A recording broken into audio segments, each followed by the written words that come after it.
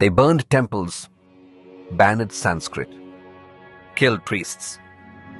But Hinduism refused to die. For 5,000 years, it has faced conquerors, colonizers, and critics. Yet it still breathes through mantras, festivals, and the Gita.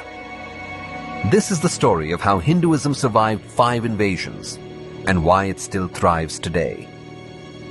6th century BCE, the Persian Achaemenids conquered the northwest of ancient India, now modern-day Pakistan. They brought new languages, customs, and governors. But the Vedic tradition didn't collapse. It absorbed and adapted. Yajnas continued. Sanskrit thrived. Dharma remained unshaken. This was the first test.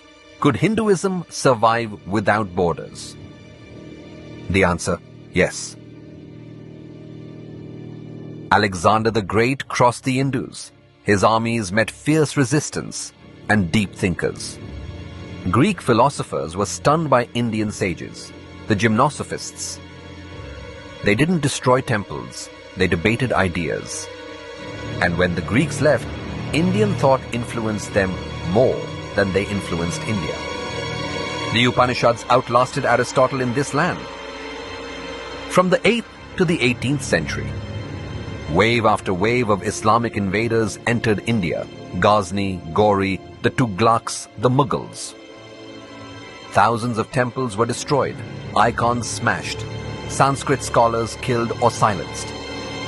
Sanskrit schools vanished, gurukuls turned to ashes, the sacred thread was outlawed in some regions. But here's what they couldn't destroy: the Bhakti movement. While kings fought, saints like Mirabai, Tulsidas, and Kabir took Hinduism to the streets in local languages through poems and songs. Ramnam Satyahai became the people's chant, not just a priest's verse. They tried to silence Sanskrit, but they awakened devotion in the people's tongue. Then came the British. They didn't destroy temples with swords, they used schools. They called the Vedas primitive, mocked rituals, replaced gurukuls with English medium institutions. But Hinduism evolved again. Swami Vivekananda stood in Chicago and shook the West. Dayananda Saraswati revived the Vedas. Sri Aurobindo fused spiritual power with national awakening. They tried to rewrite our past, but India rewrote its future. Even after independence, Hinduism faced a silent invasion, modern mockery. Temples were called superstition, Sanskrit dismissed as dead, Dharma ridiculed in elite circles. But what happened? Yoga spread across the world. The Gita became a leadership mantra. Diwali became a global festival. They tried to erase it through shame, but it rose through pride. So how did Hinduism survive 5 invasions across 5,000 years? Because it isn't just a religion. It's a living civilization.